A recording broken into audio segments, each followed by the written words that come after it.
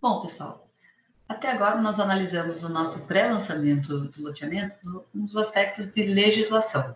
Nesse momento, nós vamos analisar sobre os aspectos técnicos de um loteamento.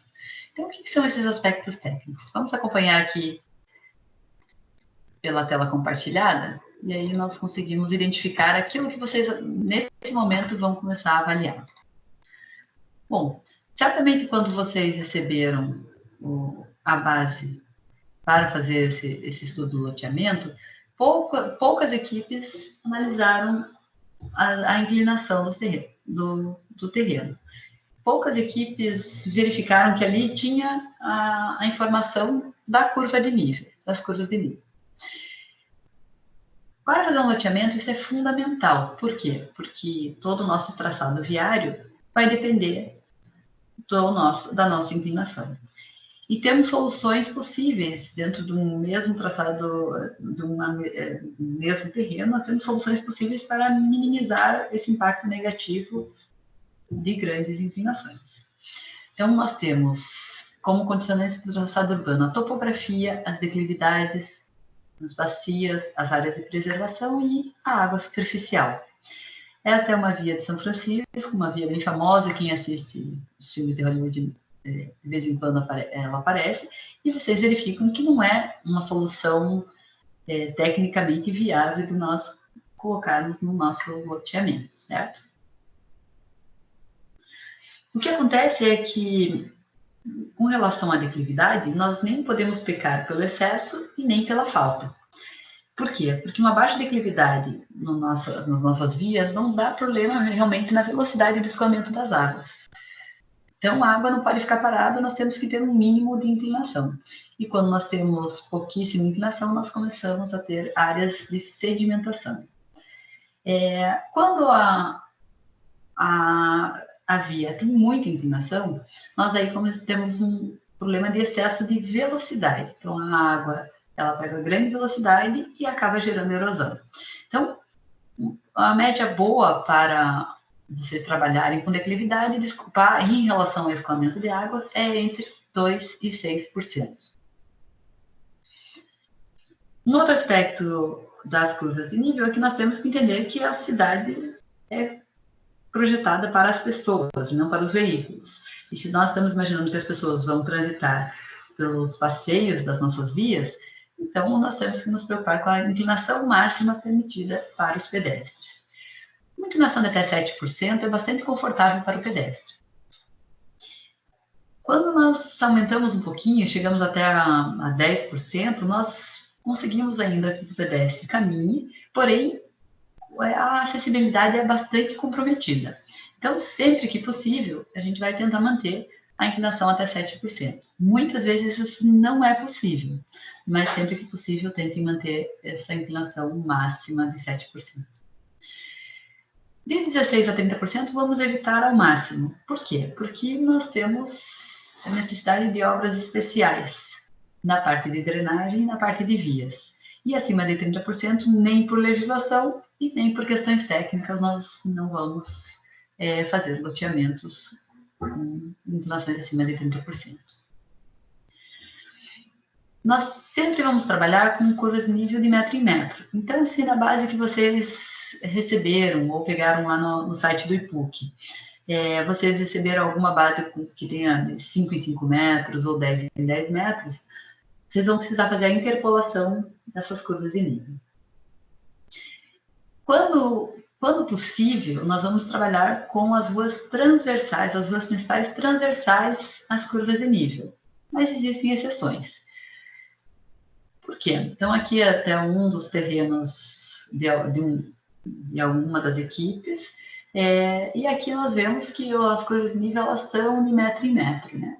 Então, vocês vão precisar analisar se essa inclinação ela atende ao mínimo e ao máximo definido anteriormente.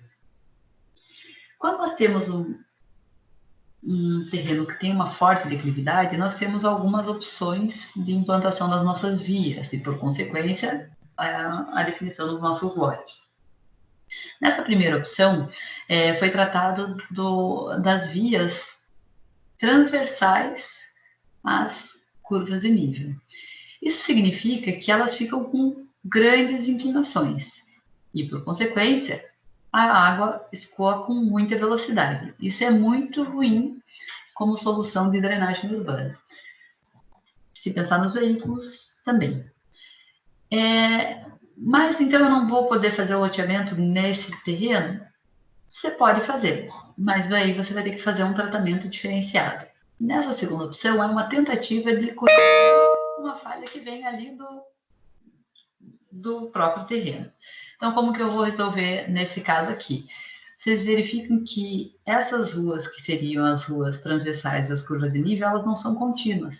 Então, as vias, por não serem contínuas, elas acabam diminuindo a velocidade da água nessas regiões. Cada vez que a água troca de direção, ela acaba diminuindo a velocidade. Nessa solução aqui, também se reduz a velocidade das águas, porque as curvas estão diagonais ao traçado das vias, ou ao contrário, né? O traçado das vias estão diagonais em relação às curvas. É uma das soluções que resolve a questão das águas, mas pode ser muito ruim do ponto de vista do veículo, porque como as vias estão na diagonal das curvas, é possível que nós tenhamos que ter valetas, ou então diversas bocas de lobo para tentar corrigir essas questões de drenagem. Mas como que eu vou saber, então, como que eu vou calcular essa inclinação da minha via? Então, sempre vocês vão analisar as curvas de nível e a implantação da via. Vocês podem começar até esse exercício analisando as inclinações do terreno que vocês fizeram. Então, numa declividade desse traçado, por exemplo, eu imagino que ele vai ficar muito inclinado, o que eu posso fazer para aumentar essa distância entre... Né? Então, ao invés de fazer uma via conectando A e C, que ficaria uma via bem curta, eu faço uma via conectando A e B. E daí, nesse caso aqui, se isso daqui for 75 metros, vocês podem tentar calcular rapidamente o que seria 75 metros de via em 5 metros de altura de declividade.